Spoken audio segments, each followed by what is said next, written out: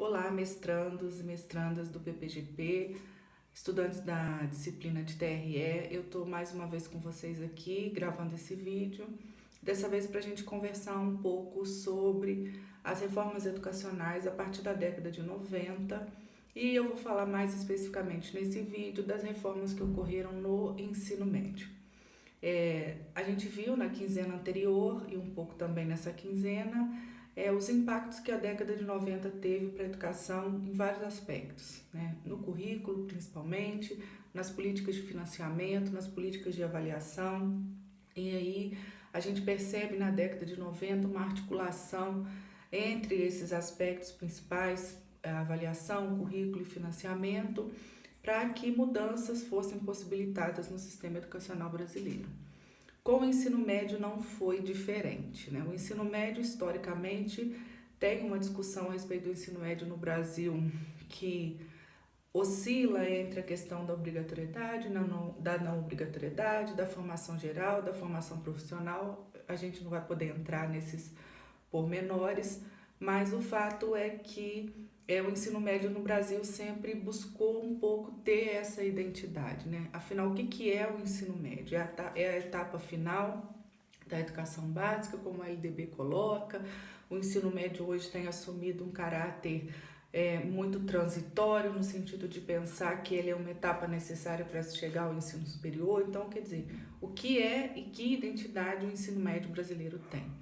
Então, na década de 90, a partir principalmente da LDB e antes um pouquinho a nossa Constituição Federal, já anunciava a concepção do ensino médio, principalmente no artigo 208, como um dever do Estado, né, do ponto de vista da educação, de uma forma geral, e que essa educação ela deveria ser progressiva, ter progressiva extensão da obrigatoriedade e da gratuidade até o ensino médio.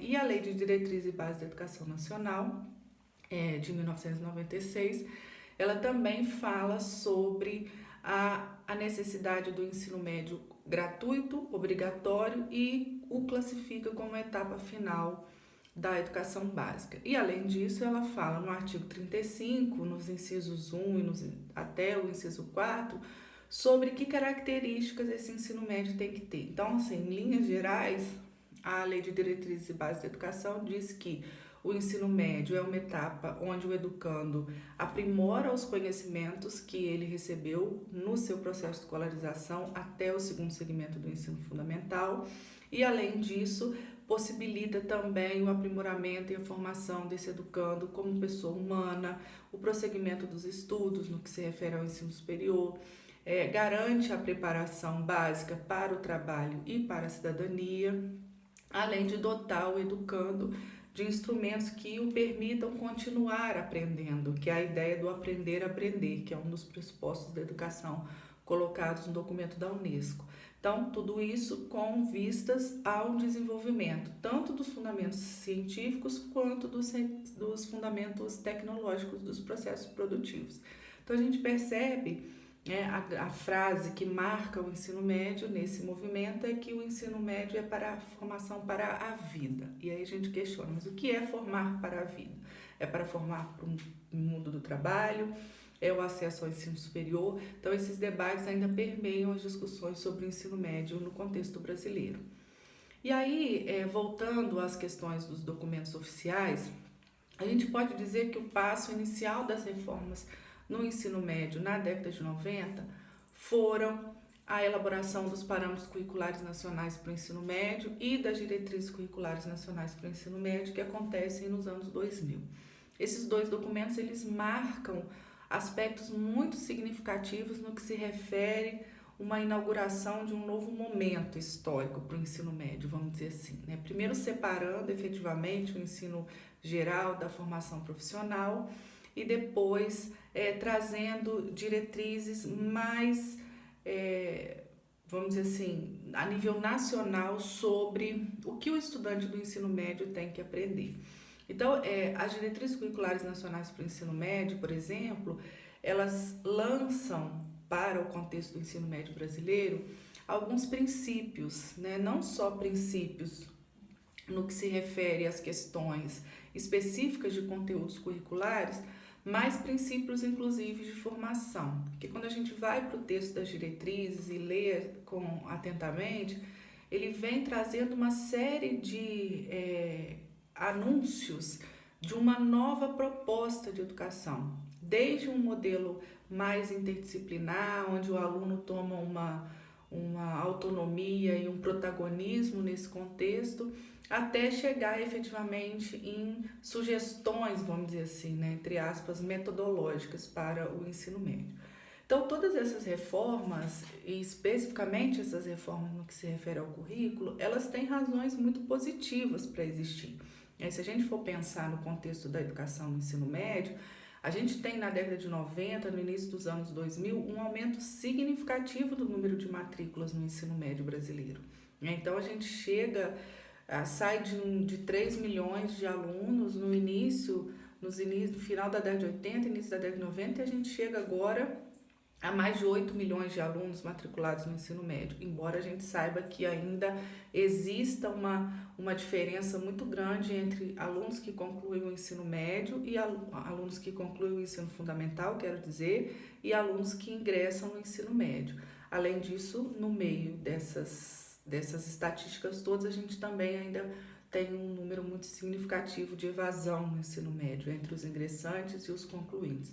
Mas não dá para a gente entrar nessa discussão nesse vídeo, porque senão a gente daria aí mais horas de conversa a respeito desse tema. Então, voltando à questão das razões positivas, a gente tem esse aumento de matrículas que foi significativo neste segmento de ensino, a heterogeneidade que isso acarreta, né? Ou seja, o número de jovens e adolescentes que ingressam no ensino médio, eles se apresentam numa heterogeneidade cultural, social, econômica, entre outros, e uma diversidade muito grande na escola. Se a gente for pensar nos tempos remotos, onde havia um processo de seleção para o estudante ingressar no ensino médio, e quem ingressava fatalmente eram aqueles com mais condições financeiras, econômicas e culturais, para o contexto em que todos passam a ter acesso à escola, em tese, a gente tem uma heterogeneidade muito grande e essa heterogeneidade, ela leva a um questionamento do modelo curricular vigente. Então, a gente tem um modelo curricular no ensino médio muito enciclopédico, muito descontextualizado, é um conjunto de disciplinas com conteúdos que muitas vezes não dialogam com a cultura do jovem ou muitas vezes não dialogam com a vida prática de uma forma geral. Então, o formato do ensino médio nessa cultura enciclopédica, ele foi colocado em xeque com essa heterogeneidade. E aí a gente tem muitas explicações sobre isso, muitas pesquisas, que vão desde pesquisas que, de alguma maneira, responsabilizam essa universalização do ensino médio, se a gente pode dizer assim, falando que a chegada de alunos de classes populares, de baixo nível econômico e cultural, geram esses problemas, vamos dizer assim, dentro da escola, até aqueles que têm uma interpretação que efetivamente dizem que esse modelo de educação tradicional não se sustenta, principalmente no contexto brasileiro. Também as diretrizes, elas apontam uma crítica aos métodos tradicionais de ensino, e aí ela já vai anunciando alguma ideia de interdisciplinaridade, do protagonismo do estudante, como eu falei, das mudanças de como ensinar e de como aprender, que fazem parte desse novo contexto. E aí, junto com isso, obviamente, a gente verifica em diferentes reformas curriculares pelo mundo a necessidade de articular essa formação com um novo contexto produtivo, né? Então, a gente já falou um pouco sobre isso na quinzena anterior e a gente vai ver isso se repetindo no ensino médio. E por trás dessa história toda, esse ideário de construção de uma cidadania mais democrática, mais ativa, né? Aquela frase que a gente escuta da formação do cidadão crítico, reflexivo, que saiba atuar no mundo. Isso vem um pouco essa perspectiva também com as diretrizes e, por fim, para pontuar alguns aspectos, a aproximação, como eu falei, desse currículo do ensino médio com a cultura juvenil. Então, em linhas gerais, a gente pode dizer que as diretrizes curriculares nacionais para o ensino médio, elas têm como principais características apontar a perspectiva da interdisciplinaridade e da ruptura com o modelo curricular fragmentado. Por conta disso, as áreas elas são apresentadas no documento das diretrizes como as grandes áreas de conhecimento. Então, você não tem as disciplinas, você tem as disciplinas organizadas pelas áreas, ciências humanas e suas tecnologias, códigos de linguagem, suas tecnologias, ciências da natureza, ciências exatas. A gente tem as grandes áreas que vão passar a compor o currículo nessa perspectiva, dando sempre o lugar do protagonismo para esse estudante. Então, as diretrizes elas chegam na reforma, né, como propósito de reforma do ensino médio com essa roupagem.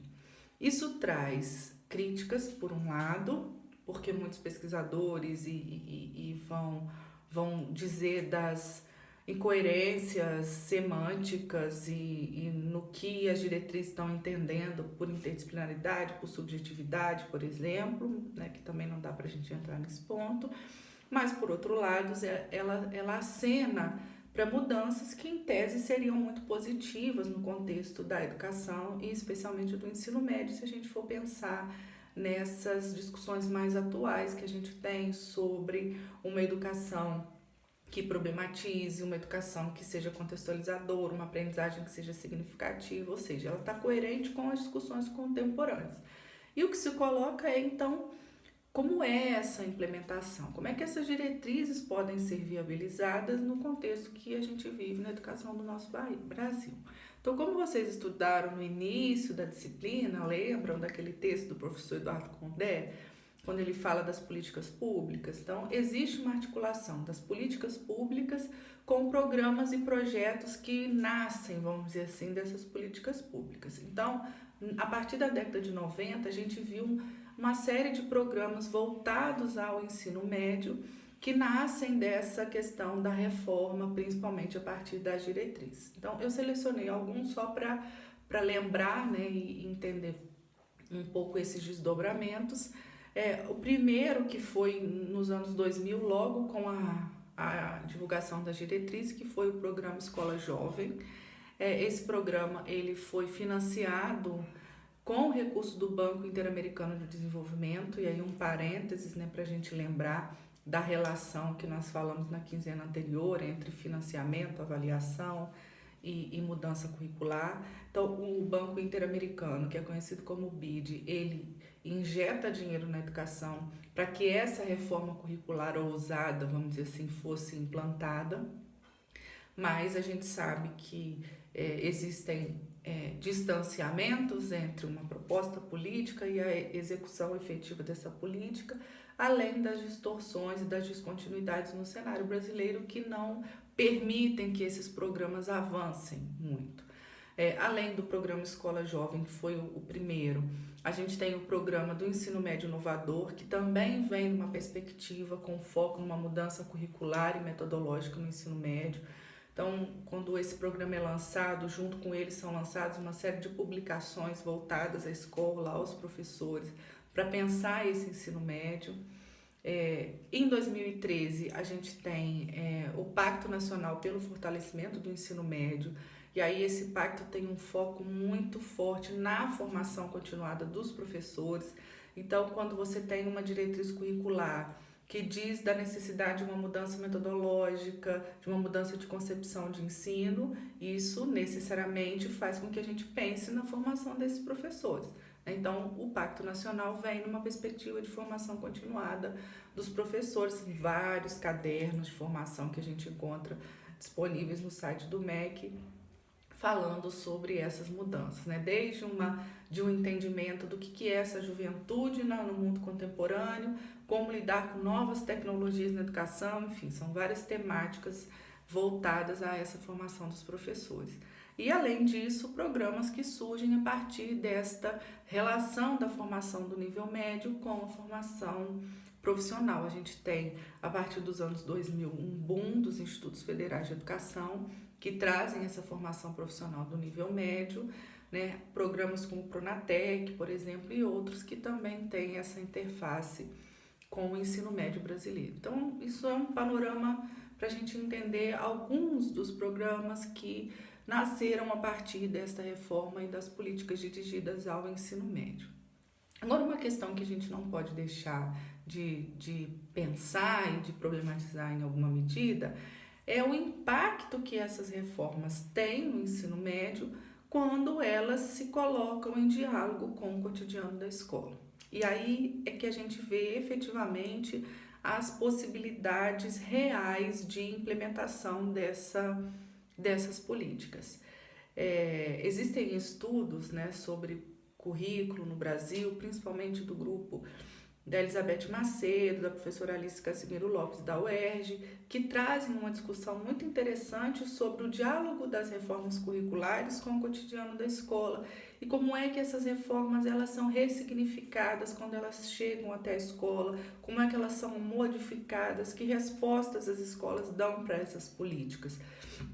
E aí, nessa relação da implementação das diretrizes curriculares, depois, mais à frente, das orientações curriculares nacionais para o ensino médio, no cotidiano das escolas, a gente vê que começam a aparecer, então, os problemas e os desafios reais para essa implementação. Uma coisa é a gente pensar uma política enquanto uma política, em tese. Outra coisa é quando essa política se coloca em diálogo com o cotidiano da escola. E aí a gente vai perceber, entre outros aspectos, uma incompreensão desse processo, né? Então, as diretrizes chegam sempre naquela perspectiva de vir uma política verticalizada para dentro da escola, e aí numa necessidade de implantação rápida. Então, quando é que os professores vão pensar, vão estudar, vão refletir, quando é que os gestores vão se organizar para poder implantar efetivamente essas políticas?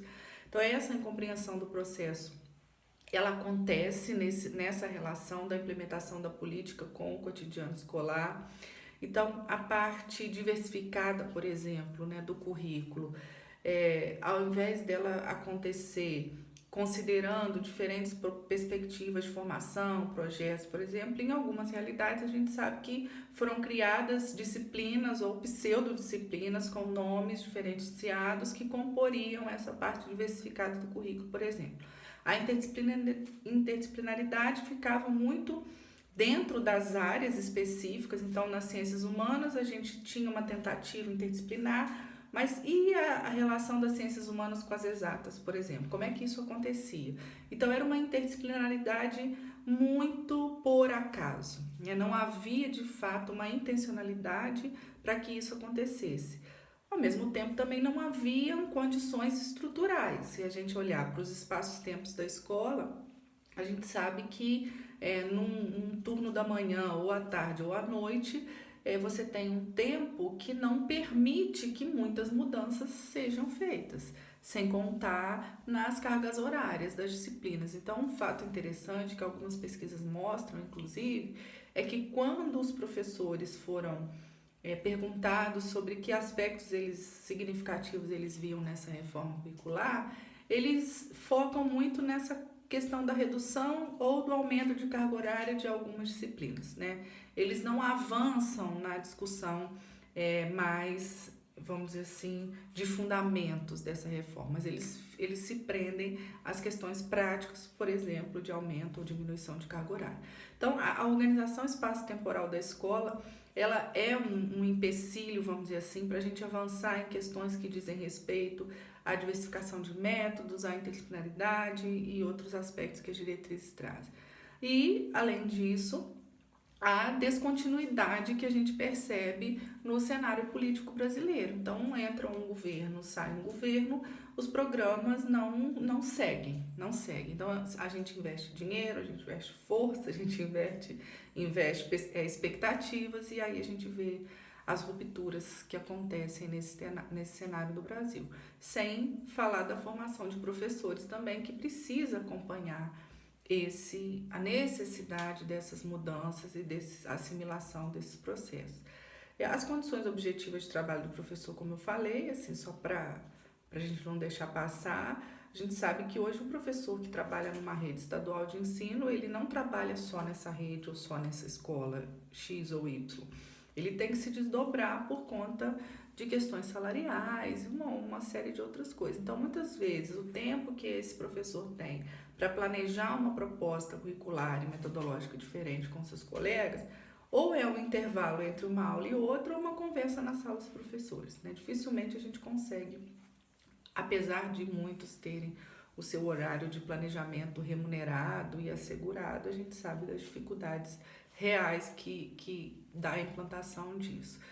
Eu fui gestora de uma escola na rede estadual do Rio durante muitos anos e eu me deparava com essas dificuldades. De 2005 a 2013, a gente estava nessa discussão das orientações, das diretrizes, o Estado do Rio implementando o que eles chamaram de currículo mínimo. Então, eu vivenciei muito de perto, né, pelo lado de quem está na escola, como é que essas reformas chegaram lá. E não foi fácil, né? Não foi fácil lidar com essas discussões todas. Então, a gente tem esse panorama que começa com os parâmetros, né, e chega até as orientações curriculares para o ensino médio, mais ou menos em 2012, 2013, e agora, né, agora que eu digo, a partir de 2016, a gente é tomado pela medida provisória que institui uma nova reforma para o que tem sido chamado de novo ensino médio no Brasil. Então, a gente tem uma dificuldade de lidar com isso por vários motivos, entre eles, pela forma como essa reforma é trazida, que é de uma forma muito atropelada. A gente vem de uma discussão da Base Nacional Curricular Comum, que começa com um grupo de professores e de pesquisadores e de técnicos pensando isso, discutindo isso nos estados e municípios brasileiros, ou seja, uma discussão de longo prazo. Somos atropelados em 2016 pela medida provisória, e aí, né, 2016 não, início de 2017, pela medida provisória, e aí nesse movimento todo a gente se pergunta, mas peraí, a gente não estava discutindo uma reforma curricular, agora a gente tem uma medida provisória que fala de um novo ensino médio, fala de ensino integral, fala de educação profissional, é tudo no mesmo pacote, vamos dizer assim, como é que isso vai ser efetivado, né? E o que é mais complicado é que tudo isso sendo justificado pela Base Nacional Curricular Comum, que para o ensino médio, nesse atual momento, a gente não tem ainda nenhuma definição. Então, a Base Nacional Curricular Comum, ela vem numa nova tentativa de reforma. Ela traz impasses políticos muito significativos para a gente pensar como que a educação vem sendo tratada, principalmente pelo atual governo no Brasil, e acho que a falta de legitimidade é real em relação a essa proposta. Existe uma participação pública muito grande, mas inclusive contrária a essas medidas, e uma indefinição do rumo que o ensino médio vai ter no Brasil. Então, hoje, se você faz uma consulta ao MEC a respeito do ano que vem, por exemplo, você não tem uma definição do que será feito.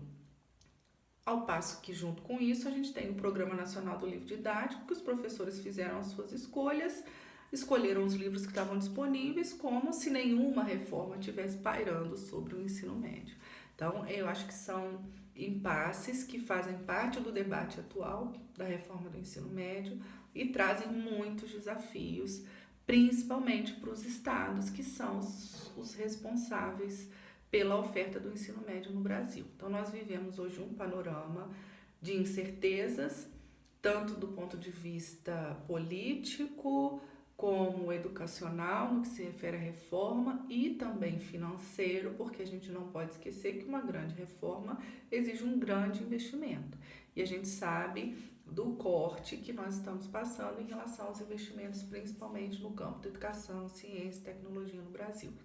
Então, quer dizer, falar das reformas a partir dos anos 90 é falar de avanços, porque não dá para dizer que não houve avanço nesse movimento, falar de alguns retrocessos, porque são ideias que vêm, mas que já passaram pela história da educação brasileira, né, a períodos anteriores à década de 90, e desafios que estão presentes nesse movimento de mudança e principalmente no momento histórico que nós estamos atravessando, né? A gente vive ataques, vamos dizer assim, atravessamentos nas políticas curriculares, nas políticas educacionais, por várias formas. A gente tem uma onda ultraconservadora na educação que vem trazendo ideias que rompem com avanços e conquistas que nós já fizemos historicamente, no que se refere à autonomia, principalmente autonomia didática do professor. Como exemplo, a gente tem o movimento Escola Sem Partido, que vem fortemente combatendo algumas ideias presentes na educação, que são ideias fundamentais para a formação da cidadania, numa vertente mais ativa e crítica, e a distorção de discussões importantes para a formação do jovem hoje, que estão sendo atravessadas por diferentes ataques, como, por exemplo, pensar gênero, pensar essas discussões relacionadas à construção de gênero, se tornou um problema dentro da escola hoje. Então, teríamos muito mais coisas para falar, principalmente na relação das reformas com o cotidiano da escola, mas eu fico por aqui nesse vídeo. Espero que vocês tenham compreendido um pouco esse panorama de mudanças, entendido a complexidade que é falar de reformas educacionais no Brasil e falar de reformas educacionais no contexto atual no Brasil, de redução de gastos, mas ao mesmo tempo de muitas exigências que estão sendo colocadas a toque de caixa, vamos dizer assim, né? Porque as coisas têm acontecido numa velocidade que a gente não consegue processar uma informação, já vem uma nova na mesma semana, ou na semana seguinte. E a questão é aonde nós vamos, né? Aonde nós vamos parar. Eu acho que nós temos aí um panorama de muitos desafios que para nós, educadores e gestores, é uma luta que a gente tem que assumir, né? Uma luta política, uma luta ideológica, para pensar e assegurar de fato a prioridade da educação no nosso país daqui para frente, né? Apesar dos desafios e dos problemas, nós temos que nos assumir como sujeitos históricos nesse processo. Somos nós que estamos agora, né, vivendo esse momento histórico, nós somos os principais atores desse momento histórico. Então, o que nós estamos fazendo nesse momento para poder pensar e problematizar a realidade da educação brasileira e, nesse caso, do ensino médio no Brasil. Então, espero que os textos ajudem vocês nessa quinzena a entender esses movimentos e as discussões no fórum sejam bastante aquecidas, principalmente pelo momento atual. Muitas notícias na mídia, na televisão, na mídia escrita, na internet. Então, a gente tem aí uma série de informações que precisam ser transformadas em conhecimento para a gente entender o contexto das reformas educacionais atuais, contemporâneas no nosso país. Um grande abraço para vocês e até uma próxima.